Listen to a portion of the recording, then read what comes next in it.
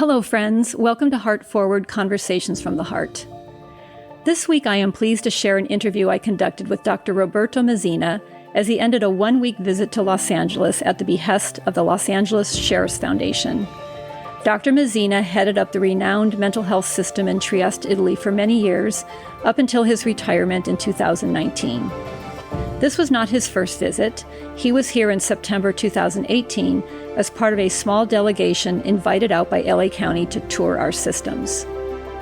This time, as you will hear, he was invited to accompany the Homeless Outreach Services team, known as HOST, for the Los Angeles Sheriff's Department, as they engage with people homeless in some very remote parts of the county.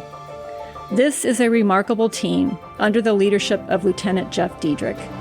They approach the responsibility to engage people experiencing homelessness with a patient and compassionate posture, one that I would describe as radical hospitality.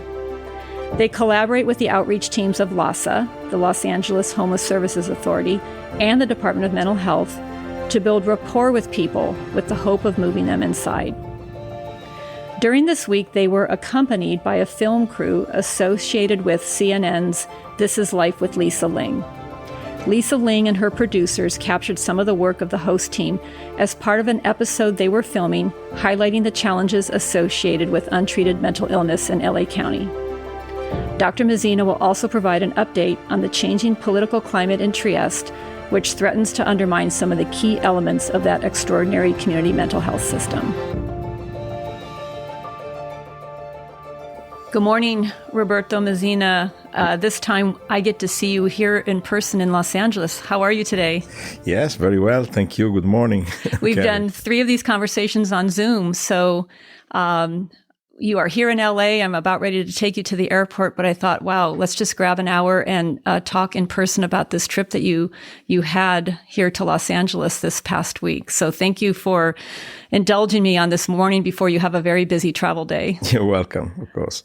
Very good. So, Roberto, this past week, you were invited into Los Angeles by the members of the LA Sheriff's Department. The LA Sheriff's Foundation underwrote the trip to bring you out here. And some of our dear friends who have been to Trieste with us in the past, Dr. Piero D'Angelo and Anna Denise Brees and others, wanted to bring you out here to Los Angeles to see the work that is being done by their colleagues with their specialized homeless outreach teams and the involvement of their mental evaluation teams as well. So tell us about what you did for the first couple days after you arrived last week, coming alongside the Sheriff's Department. Yes, I was invited to, in fact, as a trainer, someone to, provide some advice to the work they are doing. And to be honest, I was just shadowing the work that they do and sometimes trying to interact with homeless people and seeing them in action.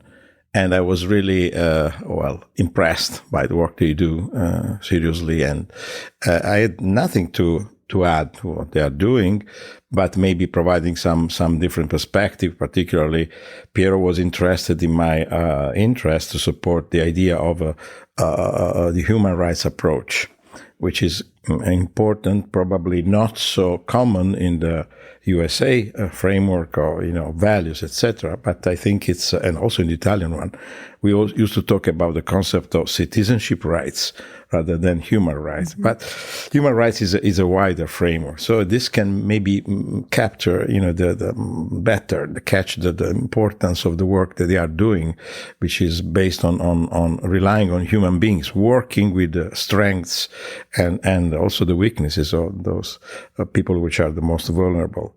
So I was following them in the streets. I was particularly involved in the work they do in a couple of areas. One is the dry riverbed, where the canals are there, which are usually dry with some little water, but can be very dangerous in time of floods, etc.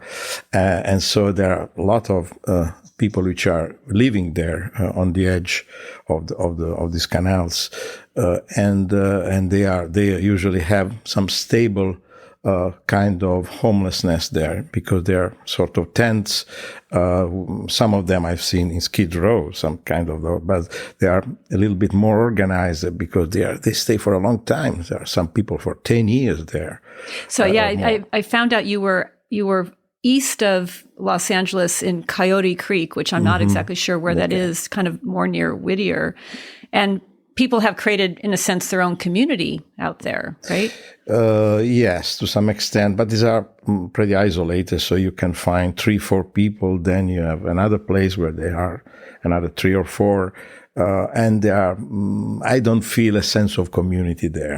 They are pretty isolated people. Some of them things to be very temporary there, like a woman that we met with his son, autistic son, but at the end of the day, they can be remain, as I say, entrapped in that situation. So, then we went. The second day, we went in a very adventurous place, like a semi-desert area, which now I think is being qualified as a natural park. Is going to become a natural park, where it's hard to find the water, for instance. Of course, no chance to wash your things, to clean yourself, and it's a very basic kind of living there, very hard. And you have snakes, and you have all sorts of animals. So it's dangerous, really, to be there. We were going there with like off-road cars, very exciting to some extent. There was some fun, but the situation we have seen were really impressive. And they made so what they call the cleanup in stages, because there was an order to liberate all that area, and so some people already moved, and some were remaining there waiting for the very last days, and the deadline were kind of shortly coming, probably the beginning of May. So they were going on to advertising and tell them, look, be careful, you should move. Do you have any solution? We can provide some help.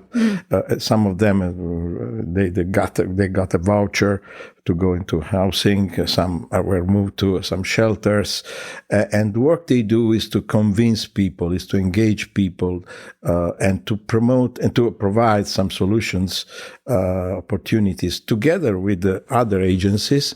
They are probably the strongest one, because the importance of the uniform, the role they have, being a law enforcement body, officials, and so they have this kind of power, but they use it in my opinion, in the best possible way.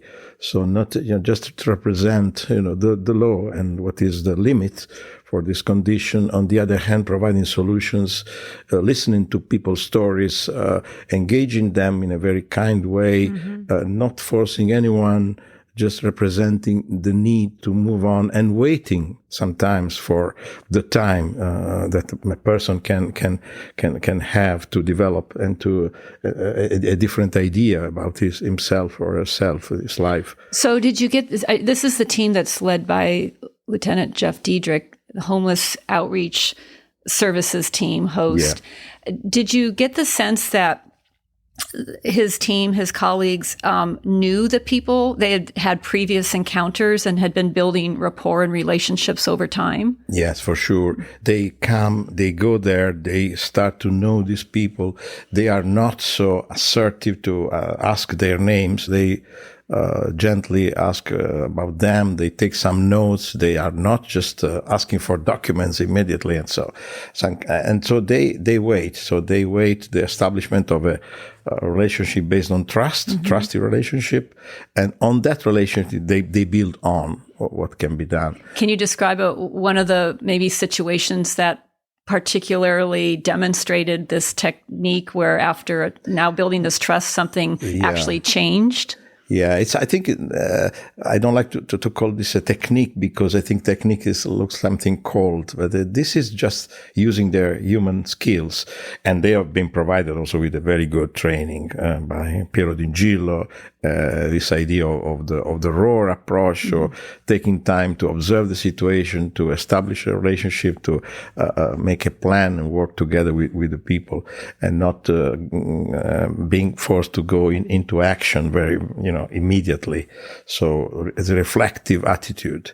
Yes, there were some stories which are, for instance, a veteran that was there about 20 years now is almost folded in two. It was a sort of, he couldn't hardly walk, so he needed a wheelchair. He had one.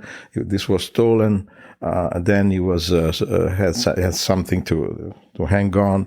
He was sitting there, and one of the vice, the deputy head of this host team, was talking to him almost in his ears, laying down on his knees. So it was I had shot a picture. He was at the same level. Yeah, the same level, because the man is a small man, and so he was just very gently. So if you look at the body language, it was so expressive, and and then this man accepted 2 days ago to move on, to go to a placement and a shelter, etc. He was a veteran with all these experiences, including mental health, or being in a hospital, etc. And then I think it looks very vulnerable there.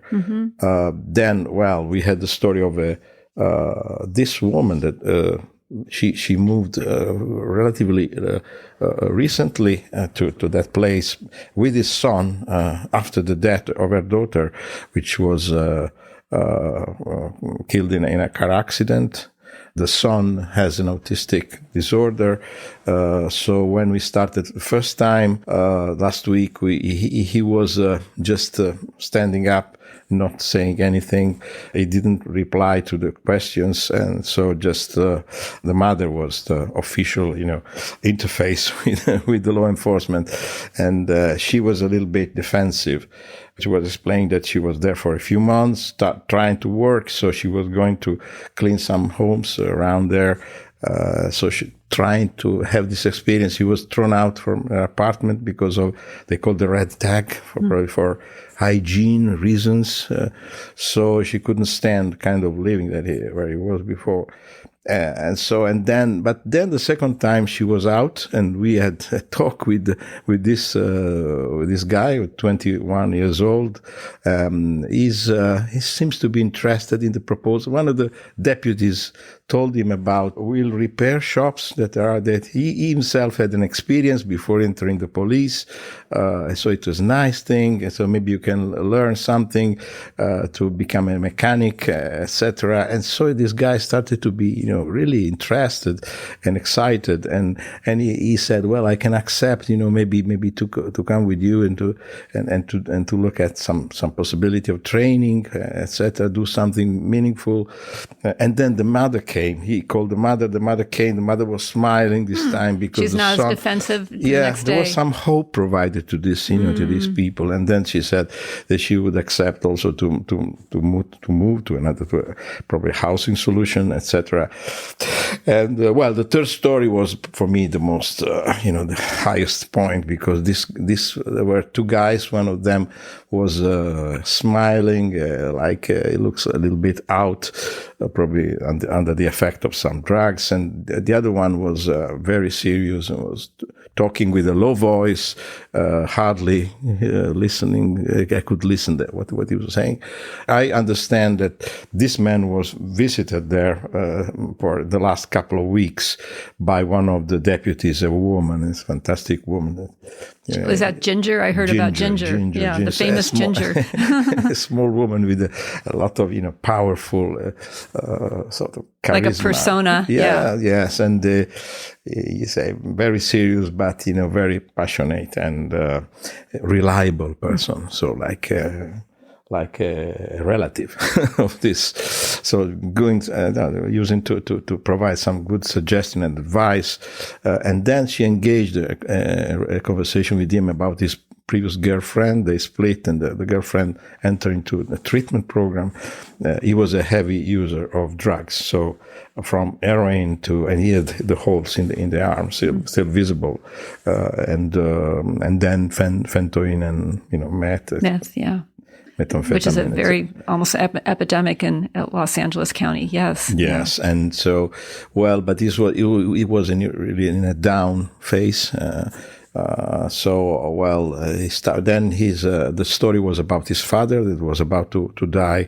The father has a cancer. So some of, the deputies told him, maybe, you could even die on the street and while your father is dying. So probably you couldn't have any other chance to see him alive and to reestablish a relationship with him. So before he dies, so he started to cry, and it was very moving.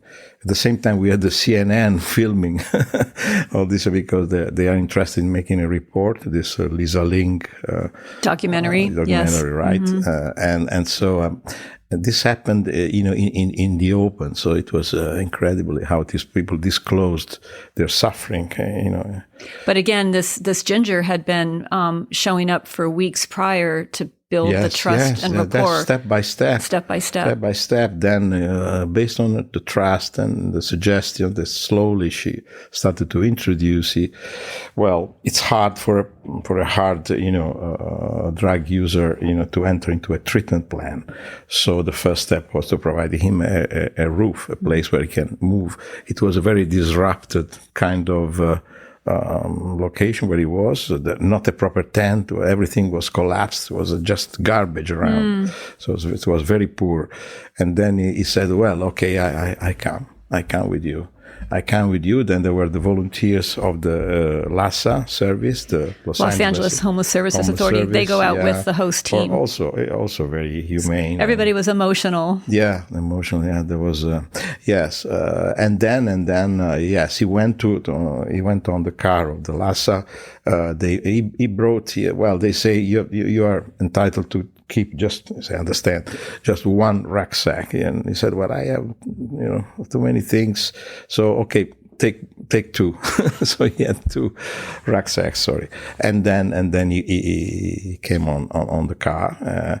And then he stopped because he forgot his document for the economic subsidy you can get. So he came on again to his tent and I was understand this can be this when closing the window of opportunity. So there was a risk that he could really come back. Remain there, stay there.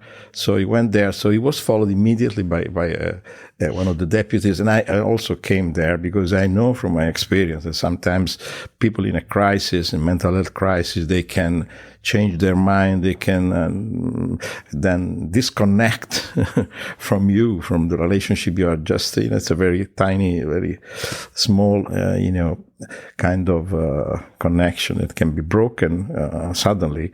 So I went there. I said, well, let's have a look. But the man said again, was convinced again.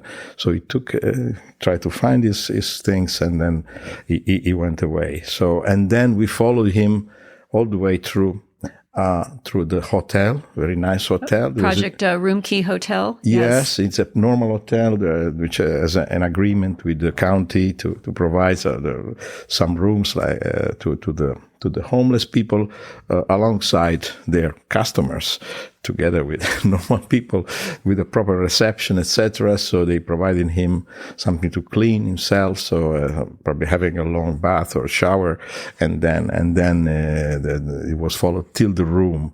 And I was imagining, that's the critical moment, because this man can leave the place because he just, was rescued from that terrible condition. But what is about his life now is such a huge jump. Yeah. So we kind of talked about that case the other night at dinner, and that's the concern we see when all this heroic work happens to convince somebody to come inside, and whether it be into shelter or Project Room Key or whatever. What we really seem to be missing is now that human connection to stay connected to that person and to encourage them through what will be doubt, like moments of doubt, like maybe I should return back to the riverbed. Do you so let me say something, because this is a really teamwork, because another deputy, which is the head of the RAMP, the risk assessment unit that they have with the mental health evaluation unit, he got into the scene. And he said something to his guy very closer. So I couldn't really listen what they say. So I asked him, what you said? Well, he said, dark times can come. So we are appreciating you are coming with us, but remember, when you have dark times, and there will be dark times, remember that I'm here. I'm available to you. This is my telephone call. My role is to support you all the way through your recovery. So this is so moving, because this is something that happened not because of technique again. Right. It was just a human being, approaching another human being, which is in such a terrible situation.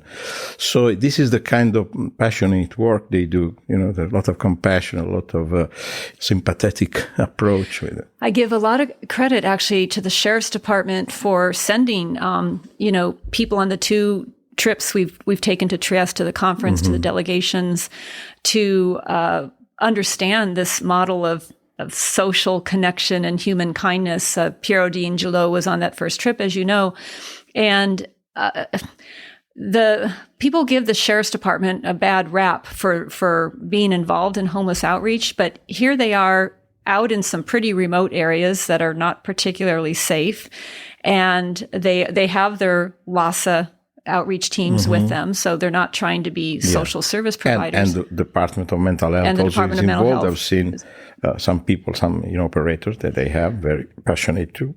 But what Piero and I like to talk about is I've been trying to translate what we've all seen in Italy, the word accoglienza, the radical hospitality.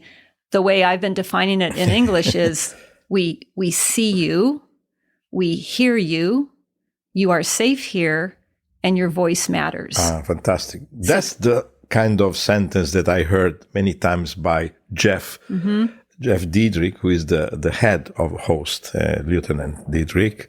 He's a charismatic person, very, very, very nice, very funny. Sometimes, he's very so passionate, and he's very focused, and he's very, assertive in doing that and providing this kind of accoglienza, welcoming people,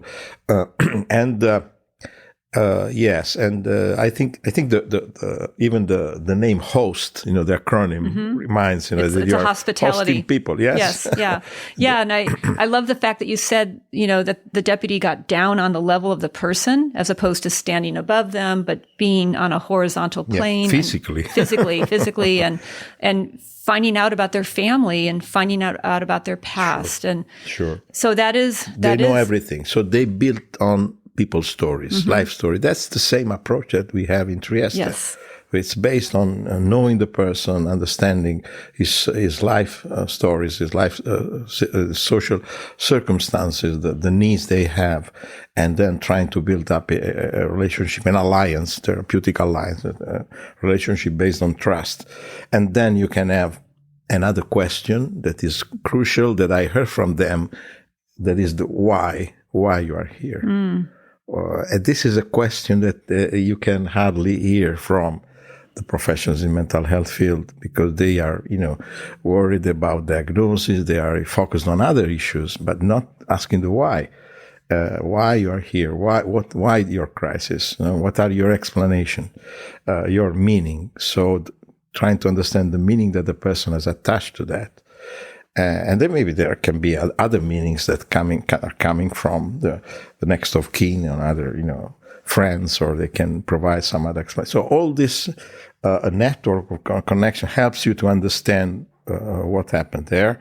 And then another crucial question is what helps. What can help you? How can we help you? Yeah. What do you need? Right. Yeah. And they started to say, well, this and that. I would like to, etc.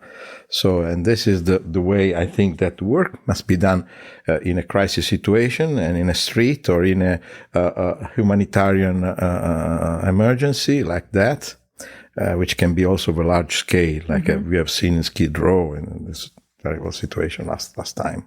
So you came out to obviously shadow the host team at the request of Piero and others, and to do some training. But I think I heard you said that you felt like there was not much more you could teach them. Not so much, no. But it's important to endorse them, to recognize they do a good job, that they are, from a mental health professional like me, and with also using my experience of many places in the world that I visited, etc., many programs, etc. So I think it's important they have this self-consciousness. They are doing the right way. Right. And then I think it's a good start for other agencies to jump on the wagon. Right.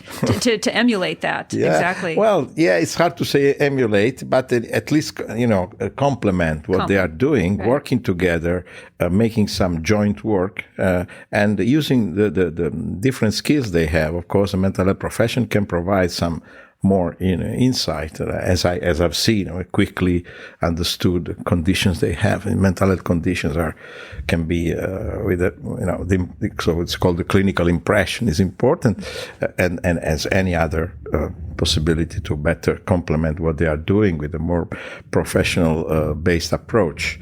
But on a human level, looking how they turned the original mandate they have, which is making people respect the law, right. Basically, and protect the people from crimes, etc., into a what I call the social cohesion mandate. They call we are peace officers. Peace officers, right? So it means that we are working for them. At the same time, we are working for the community. So trying to keep the two perspectives together, to intermediate, to mediate this two approach is precisely what we tried to do in Trieste after closing psychiatric hospital. Not just providing new therapies, new kind of, fancy community approaches, but also taking into account all the worries of the community when you have, the mad people liberated, and at the same time, of course, providing a pathway of recovery and rehabilitation and social integration for those who were into institutions or today are the new clients of the services. The 2 points of view must be in a way integrated. You have to hold both of those needs in tension, and I think that's well said, and mediate between the two of them. The host team, I actually was not really aware of them much until a few weeks ago. There's law enforcement, unfortunately, gets a bad rap for being involved in what would be described as homeless outreach. And I think that is an unfair characterization for the host team, as we have heard about the effectiveness of their, I would call it a radical hospitality approach under the leadership of Jeff Diedrich. We all attended a conference last Friday at USC that was sponsored by the Public Policy School and BizFed to talk about poverty and homelessness in Los Angeles. And Jeff Diedrich was a panelist talking about their approach, as you've described it, in reaching out to people experiencing homelessness in some of these more remote areas, in particular in Los Angeles. And where even survival is an issue. Where survival is an issue.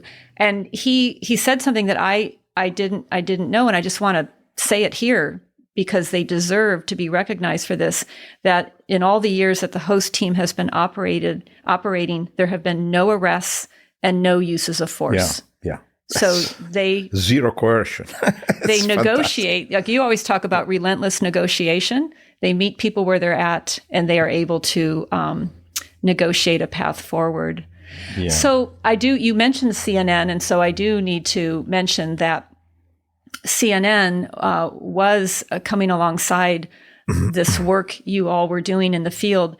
They had reached out to me perhaps 2 months ago. There's a show called This is Life with Lisa Ling, and the final episode of her next season will focus on the mental health crisis in Los Angeles.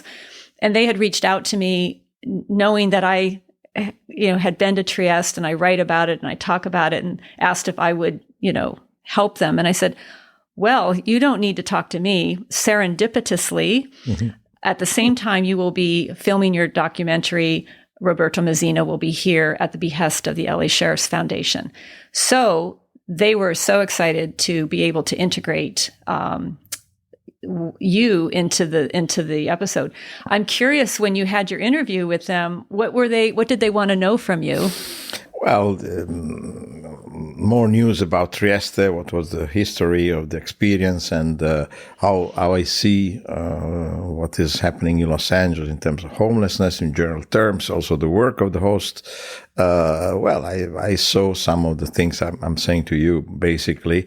And of course, where there was some reflection, some aspect, for instance, it's curious, of course, she said, do you think it's proper that, the people who are, cops can take care of the homeless in such a kind of way?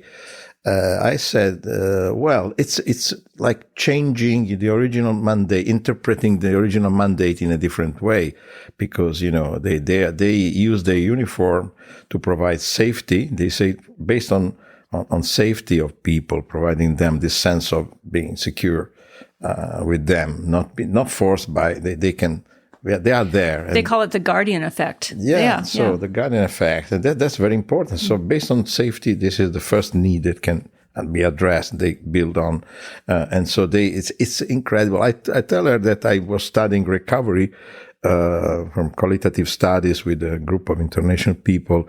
We published some of those.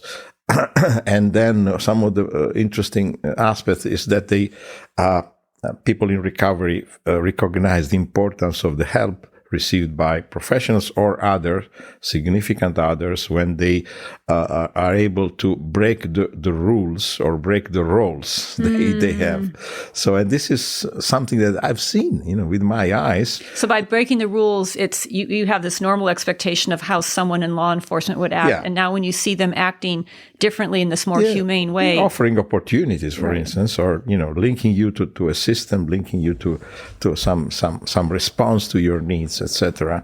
And that's great. Or breaking the roles, because they are the role of the people who are law enforcement officials, and that's very important. Also, what I say, doing something more than is expected, or something else than is what the social scientists say, the script. So it is expected from your role, the meaning you have in your role. So they go beyond that, and that's very powerful, because they see, people in recovery can see the human being behind the role, and this is particularly important, because this is not a standardized kind of relationship based on the interplay based on the roles, social roles. So there's something beyond, and this is very important. I was reflecting on all those things, and of course, I agree with the point that this cannot be just on the shoulder of the police. It's a little bit strange that it is an unbalanced work, because they are helped, but they should be more complemented by other agencies, and particularly social services, welfare services, volunteers, and as well as the Department of Mental Health and Drug Addiction Services, etc. So so I expect to have more. And the crucial point is now, for the guy in the room of the hotel, what's next? So what is the continuity? Who is going to support him? Yeah. So he doesn't just give up and go back. Yeah. Yes. The deputies are checking him the day after. So I know that they went there again, and they are waiting for him to go into the treatment plan, which will require probably some days, and this is really a difficult moment. And that is what we saw in Trieste, and we see the connection that there would always be a familiar face. Even so, then when you go into treatment, you could be visited by someone who's going to encourage you, and then when you leave treatment, you are connected to someone that is familiar to you. And in the American system, we have what we call a warm handoff to now a new person who doesn't know about your history, doesn't know your story, doesn't know the why. And you have to start all over again. Yeah. And maybe they won't even listen to you. Sure. So it's a fragmentation that really doesn't help people. Yes, well, the modern view, we used to say the Tayloristic view, the division of work in our modern society, makes, this emphasis on competence, on some particular skills or knowledge or practice, and people should be very able to do this piece in the most effective way. But we discovered in mental health that the most important thing is the comprehensiveness of the approach rather than the specialization. The high profiles, but it's important. But you must, the most important point is that an operator, a clinician or someone that can provide this kind of intervention, is able to see the person as a whole and the personal life story and evolution. So all the transition that this person should afford, and that's the main point for me, because this is based on human relationship. This is based on understanding the meaning of a person's life, what is important for this person, and that doesn't come from a technique. This comes from relationship again, from being a human being. So let's segue to. Friday, we visited Twin Towers again. Yeah. And again, to this point where the sheriff's department has found themselves in the unanticipated and unfortunate role of having to care for up to 5,000 mentally ill inmates in conditions that do not support treatment. If anything, perhaps make a person's situation worse. And so we toured some different pods at Twin Towers. You had been there prior, also in 2018. And I remember walking through there with you and feeling ashamed of our American system, because in Italy, you don't believe in using restraints, or at least in Trieste, and the kinds of conditions where people are chained to furniture because they are considered potentially violent or dangerous, is nothing prepares you for seeing that. So this time we also visited a pilot program, FPOD, where inmates who are facing long-term prison sentences, they're not mentally ill, they will be facing long sentences for violent crimes, are living embedded in what would have been high observation housing with seriously mentally ill patients. It's a pretty remarkable pilot. Describe what you saw and how that impacted you. Yes. Well, let me say that, of course, the Twin Towers were almost the same that I've seen last time, probably more people there, better organized to some extent, but in terms of observation and risk aversion, avoiding risks. On the other hand, the situation is still terrible for me to have such a kind of place as the opposite of the same continuum, where we have the Skid Row and homeless people on one end, and at the other, which has been defined by me and others, including John Schering, as an open-air asylum, and then also because people living in sort of institution, people which are homeless, they are institutionalized into homelessness, including the support they receive. They are stabilized in a very unnatural condition. And on the other side of this continuum, you have the Twin Towers, which are a strange prison, hospital prison, which is they say they qualify different from a forensic unit. It's a real prison, but they try to introduce some more humane treatment or some kind of medical and psychiatric treatment there. It's very hard to understand how they do it, but anyway, this program is done by you informed me about that, and I met these guys, two guys, Craig Armstrong and Adrian Baruman, invented it with the help and the support of the jail mental health professionals. Yes, they share the same condition of being there, inmates, and then they share the same daily life with the others, and they developed this approach that is based on a bit of psychoeducation about mental illness. Then they try to figure out the ways to deal with the trial, being conscious of what's happening in their career in the judicial system, as well as providing help to find a job, or starting with developing the skills for the person and communicative skills. So making people reflect on the mistakes of the past and changing their trajectory into life and in social life. So I think this is remarkable. So, and they were very sincere in what they were saying. It was based on very hard experience and the great mistake they did. And so they have also probably have an expectation, unfortunately, to be there for many years. So it's particularly encouraging that they provide hope to others. And that's great.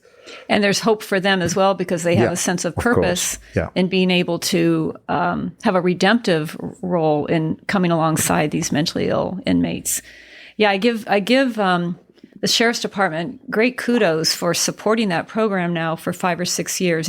During COVID, it was tough because everything was locked down and there were no visitors, and the isolation increased. But now they are expanding, and as you saw, they were training 2 other inmates. I think it was Peterson and Dwayne. Other guys. To learn so that they could expand into other pods. Also very convinced, this new work, and also the book that has been issued, through your help, I think. Mm-hmm. And this is remarkable. Yeah, that's very interesting. This changed the atmosphere there. So that section is completely different from the others. While the others look like cages with glasses, this is very different, because you can find a sort of sense of openness and social life. People are circulating within that section. They move on. They have something to do. They have a program. They have a sense of purpose. A few weeks ago, I interviewed John Foote for the podcast about the book, The Negated Institution, that he's going to be translating into English. And I pulled from a description of Gorizia, which was the first asylum that Basaglia worked to transform. And I read this to John. I'm going to read this to you again. Gorizia's manicomio, madhouse, was a dark and sinister institution, a dumping ground for the poor and the deviant, with cages for the most unruly patients and beds with holes in them through which the immobilized could defecate. Some patients were tied to their beds most of the time. Even when inmates were allowed outside, they would be often bound to trees or benches.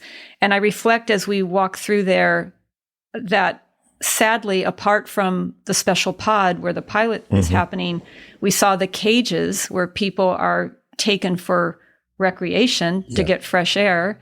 We saw people confined to extremely small cells. I don't think I could survive in that.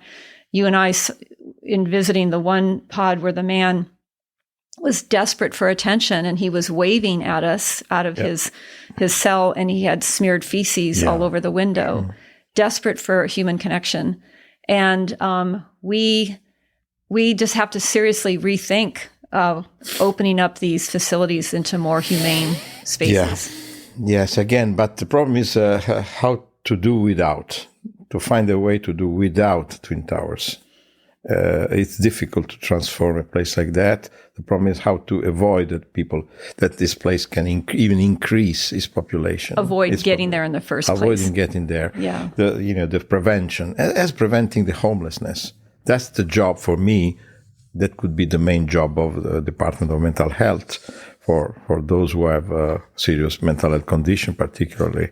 So to prevent people getting to homeless because of this discontinuity of care, not the continuity. And so people, that has a social drift. And then at the end, this produces homelessness. So, I want to pivot for just a moment to follow up on the interview you and I conducted last summer. It's in season 2 of the podcast, about the changing political dynamics in Trieste with a more conservative regional government coming into play, and some of the prime features of the model in Trieste being compromised or perhaps jeopardized by a change in leadership and the potential to privatize some of the services that would have been otherwise provided by the governmental domain. What has changed in the last 8 or 9 months? Has it Yeah, improved I think or services. stabilized? Some of the damage have been done because the people working services have been intimidated. That's the real word. So they're put into an angle with the shoulder on the wall because this is not. It's a difficult work. It's a delicate work. Should be supported. People must feel to be endorsed by their administrators. But this is not the case. So, even if there was a very important movement within the public opinion, particularly the stakeholders, which are using services, the clients, the family members, family associations, as well as some organization of citizens like the trade unions of the retired people, so the elderly people. Which are supporting the defense for services, existing services, there is still a sense of threat, and particularly the lack of human resources. So these services have been weakened. They are more fragile. Some of them couldn't afford to be open 24 hours, so it's still not open. So this was one of the strengths we had because we have community services open 24 hours a day with hospitality beds, people in crisis, etc. And some of these issues have been already, put into, serious threat. So this is the situation, and this is not just Trieste; it's the whole regional system. Just I read yesterday that was an article on a newspaper where the population of Tarcento in the province of Udine, they are claiming against the closure of their community mental health center. There is a whole community that is lacking now is service, because the services will be unified with another one in another area, but farther away. Yeah, farther away. They should take their car and accompany their son or to have a visit there, or hardly can be outreached by some community teams going there. So it creates complication. And why? That's the question. Why? At the same time, the pictures are showing, picture data, figures are showing that Italian expenditure for mental health is going down and down. Last figures are showing 2.7%. Of the health budget, national health budget, this is third world. Mm-hmm. It's really become. It was 3.6 just a couple of years ago. Hmm. So it's rapidly going down, and this is because of the lack of staff, resources not provided. The moving resources from mental health to general health because of the COVID and other reasons. So it's weakening the public services for mental health. That's terrible. It's happening not just in Trieste and in the region Friuli, which was the forefront of the reform, but all over the country. And Italy, as you know well, was one of the, flagship of the reform for mental health across the world, closing the asylums, replacing them with community services, etc. So it's a difficult moment, really. Yeah, we talked a little bit the other night about one of the challenges is that the newer generation of clinicians and workers in the system are growing farther removed from the Basalian kind of influence. It's a generational shift, perhaps. And they may not appreciate or understand all that went into reforming the system in the 70s and 80s and 90s. Well, I won't be so hard. I think these people, the people who are working with us, they were trained in that those principles, in that practice. On the other hand, it's true that this can remain just tales of the past if they are not actualized, yes, exists in English. Yes, in their own practice, they should take this and make them their own. practice. So, and something could change. Of course, we are at the edge of a transition in terms of a new generation of clinicians coming. Vast majority of them didn't have any real experience of the past evolution of the services. What brought the services to the situation that we have now today? It requires a new time to nurture new evolutions, new developments. What I hope is that all these factors which are hindering the possibility of having that evolution will be removed with a new sense of the necessity of those kind of services, that recognition, rather than a sort of ideological, fight that is still behind that. There are economic interests like privatization behind that, and the other factor is the ideological point of view that we are just making sort of like as a political act.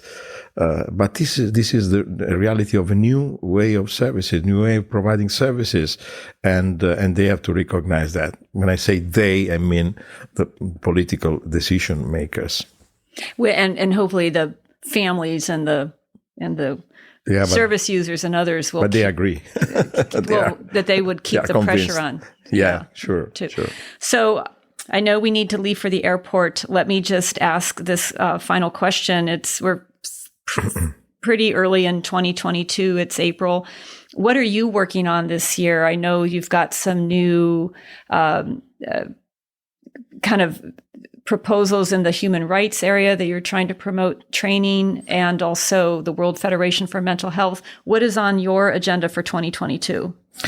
Yes, I think this is very important. I think there are two things. One is we are trying to promote an international school for which is started online, of course, because of the conditions, but it's even easier to do it, taking all the best experiences and service models into one single proposal.